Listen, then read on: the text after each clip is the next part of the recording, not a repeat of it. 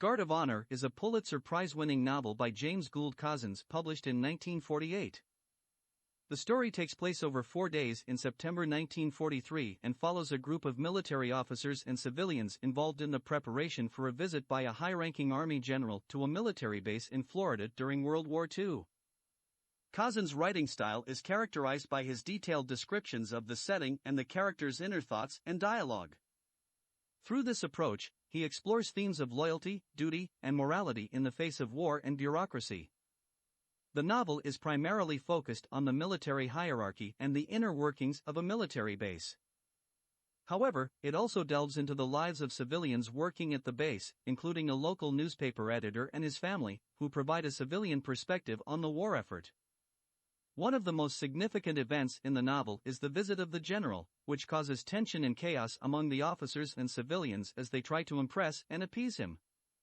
The novel concludes with the aftermath of the general's visit, revealing the true nature of some of the characters and the consequences of their actions. The Way West is a Pulitzer Prize-winning novel by Agee, Guthrie Jr. published in 1949. The story follows a group of pioneers on the Oregon Trail in the mid-19th century, led by the charismatic and ambitious former Senator, William Tadlock. The novel depicts the hardships and challenges faced by the pioneers, including harsh weather conditions, attacks from Native Americans, and conflicts within the group itself. Guthrie's writing style is straightforward and realistic, capturing the raw and gritty nature of pioneer life without romanticizing it. The characters in The Way West are complex and multifaceted, each with their own motivations and flaws. Tadlock, in particular, is a compelling figure, driven by his desire for success and recognition, even if it means sacrificing the lives of others. The novel also features a strong female character, Mercy McBee, who challenges traditional gender roles and expectations.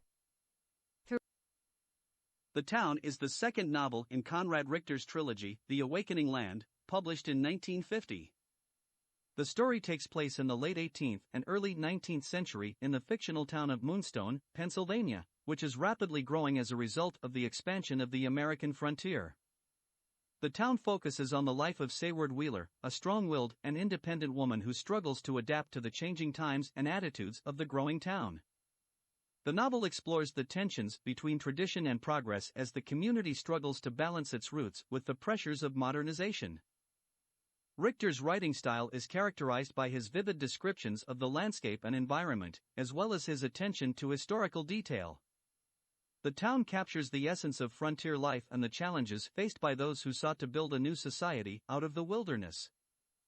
Throughout the novel, Richter explores themes of family, community, and the struggle for self-determination. Sayward's journey is a compelling one, as she tries to find her place in a rapidly changing world while staying true to herself and her values. The Caine Mutiny is a Pulitzer Prize-winning novel by Herman Wouk published in 1951. The story takes place during World War II and follows a group of naval officers serving on the USS Caine, a decrepit and poorly run minesweeper. The novel is primarily focused on the character of Willie Keith, a privileged and inexperienced officer who is assigned to the Caine. As the ship's captain, Lieutenant Commander Queeg, becomes increasingly paranoid and unstable, Willie and his fellow officers are forced to make a difficult decision: should they remove Queeg from command and risk facing charges of mutiny? Wouk's writing style is clear and straightforward, and he masterfully captures the tension and drama of life at sea during wartime.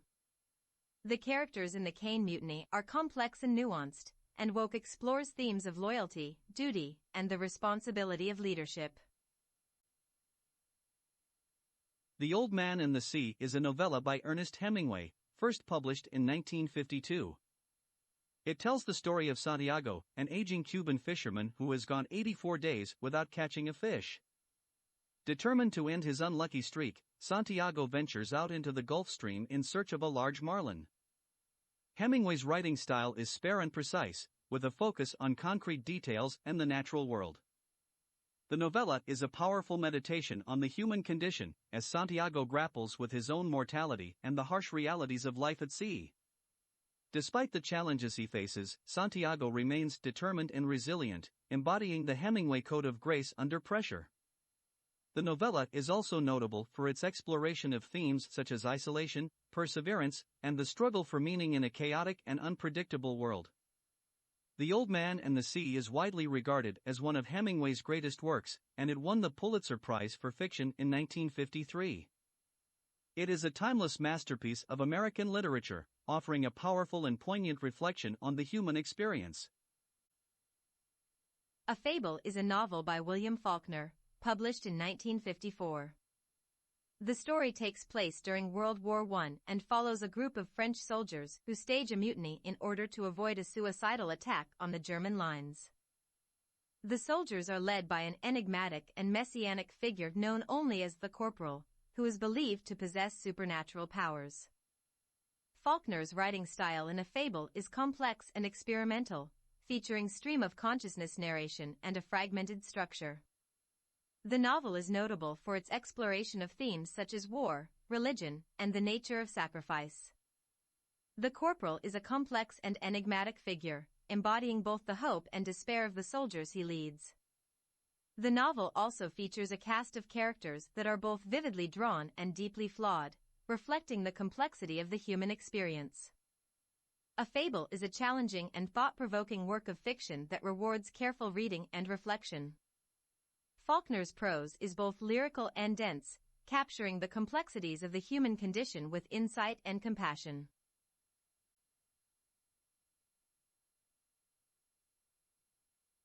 Andersonville is a historical novel by MacKinlay Kantor, first published in 1955.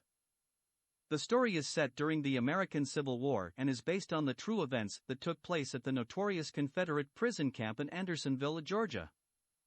Kantor's writing style is descriptive and immersive, capturing the harsh realities of life at the camp with unflinching detail. The novel is notable for its exploration of themes such as survival, sacrifice, and the limits of human endurance. The characters in Andersonville are vividly drawn and complex, reflecting the range of experiences and perspectives of those who were imprisoned at the camp. The novel also features a diverse cast of characters, including Union soldiers, Confederate guards, and civilian bystanders. Andersonville is a powerful and haunting work of historical fiction that provides a vivid portrayal of one of the darkest chapters in American history. The Field of Vision is a novel by Wright Morris, first published in 1956. The story takes place in the American Midwest and follows a group of tourists who come across a corpse in a field. The discovery sets off a chain of events that forces the tourists to confront their own fears and insecurities. Morris's writing style is complex and experimental, featuring a fragmented structure and multiple points of view. The novel is notable for its exploration of themes such as perception, memory, and the relationship between art and reality. The characters in The Field of Vision are richly drawn and complex, reflecting the range of experiences and perspectives of those who are drawn into the mystery of the corpse.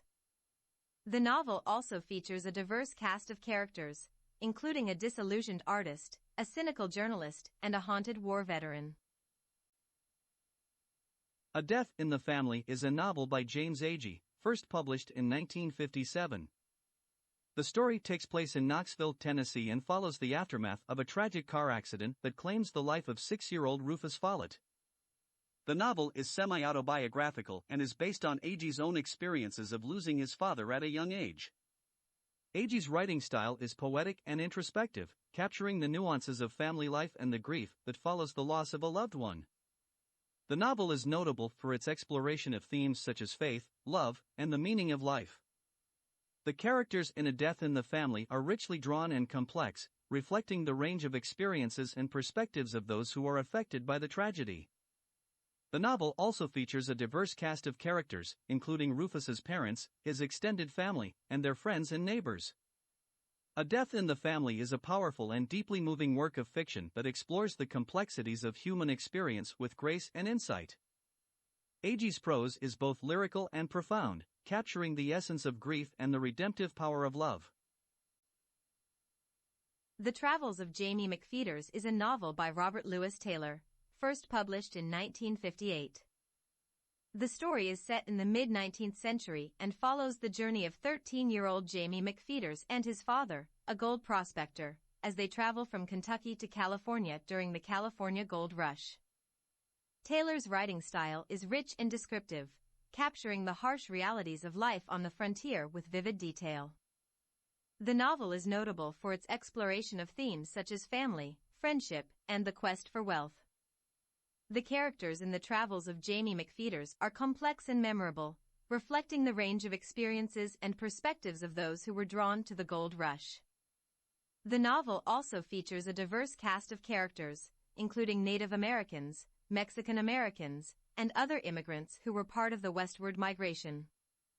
The Travels of Jamie McPheeters is a powerful and insightful work of historical fiction that provides a vivid portrayal of life on the American frontier.